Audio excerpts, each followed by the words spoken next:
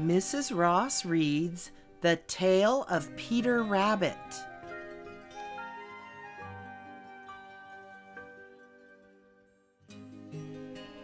Written and illustrated by Beatrix Potter.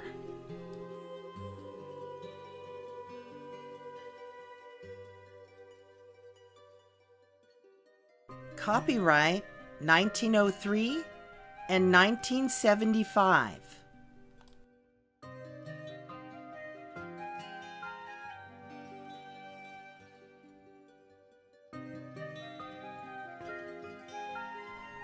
Once upon a time there were 4 little rabbits, and their names were Flopsy, Mopsy, Cottontail, and Peter.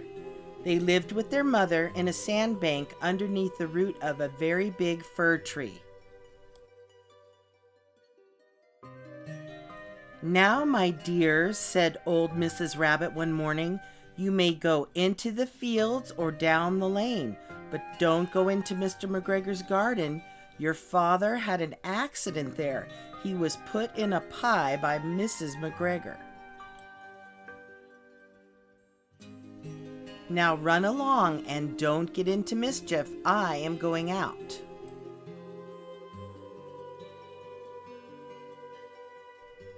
Then old Mrs. Rabbit took a basket and her umbrella and went through the woods to the baker's. She bought a loaf of brown bread and 5 currant buns.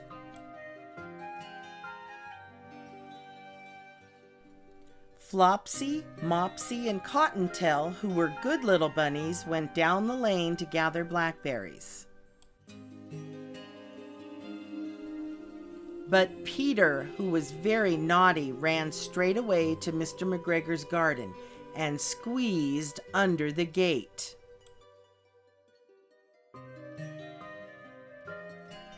First, he ate some lettuces and some French beans, and then he ate some radishes. And then, feeling rather sick, he went to look for some parsley.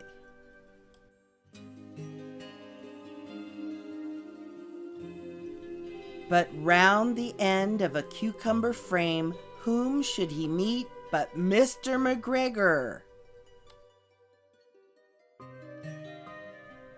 Mr. McGregor was on his hands and knees planting out young cabbages, but he jumped up and ran after Peter, waving a rake, calling out, "Stop, thief!"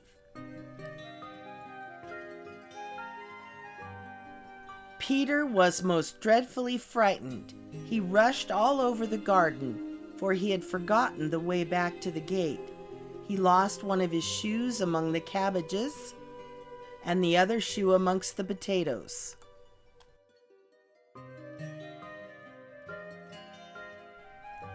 After losing them, he ran on 4 legs and went faster, so that I think he might have got away altogether if he had not, unfortunately, run into a gooseberry net and got caught by the large buttons on his jacket. It was a blue jacket with brass buttons, quite new.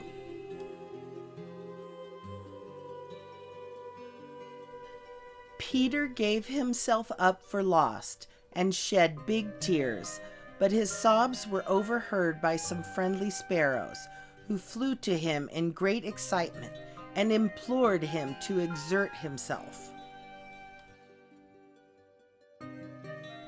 Mr. McGregor came up with a sieve, which he intended to pop upon the top of Peter, but Peter wriggled out just in time, leaving his jacket behind him, and rushed into the tool shed and jumped into a can. It would have been a beautiful thing to hide in if it had not had so much water in it. Mr. McGregor was quite sure that Peter was somewhere in the tool shed, perhaps hidden underneath a flower pot. He began to turn them over carefully, looking under each. Presently, Peter sneezed. "Ker-choo!" Mr. McGregor was after him in no time. and tried to put his foot upon Peter, who jumped out of a window, upsetting 3 plants. The window was too small for Mr. McGregor, and he was tired of running after Peter. He went back to his work. Peter sat down to rest. He was out of breath and trembling with fright, and he had not the least idea which way to go. Also, he was very damp with sitting in that can. After a time, he began to wander about, going lippity, lippity, not very fast, and looking all around.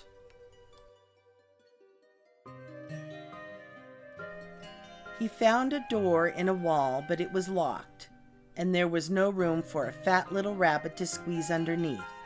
An old mouse was running in and out over the stone doorstep, carrying peas and beans to her family in the wood. Peter asked her the way to the gate, but she had such a large pea in her mouth that she could not answer. She only shook her head at him. Peter began to cry.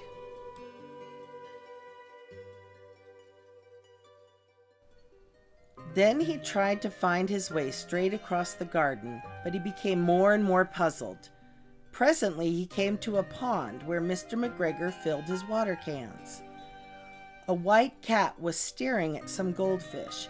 She sat very, very still, but now and then the tip of her tail twitched as if it were alive. Peter thought it best to go away without speaking to her. He had heard about cats from his cousin, little Benjamin Bunny. He went back towards the tool shed, but suddenly, quite close to him, he heard the noise of a hoe. Scritch, scratch, scratch, scritch. Peter scuttered underneath the bushes, but presently, as nothing happened, he came out and climbed upon a wheelbarrow and peeped over. The first thing he saw was Mr. McGregor hoeing onions. His back was turned towards Peter, and beyond him was the gate. Peter got down very quietly off the wheelbarrow and started running as fast as he could go along a straight walk behind some black currant bushes. Mr. McGregor caught sight of him at the corner, but Peter did not care. He slipped underneath the gate and was safe at last in the wood outside the garden. Mr. McGregor hung up the little jacket and the shoes for a scarecrow to frighten the blackbirds.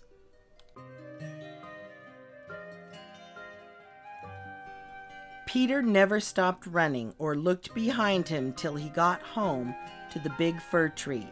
He was so tired that he flopped down upon the nice soft sand on the floor of the rabbit hole and shut his eyes. His mother was busy cooking. She wondered what he had done with his clothes. It was the second little jacket and pair of shoes that Peter had lost in a fortnight. I am sorry to say that Peter was not very well during the evening.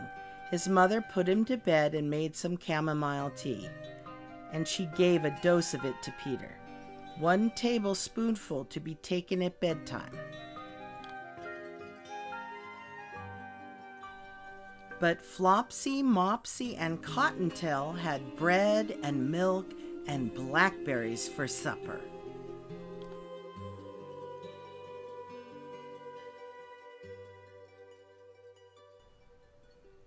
The end.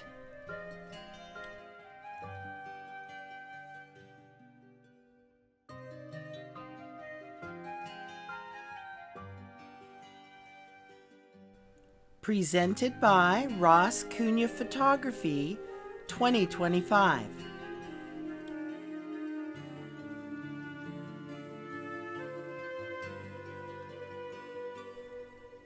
Music by Purple Planet Music.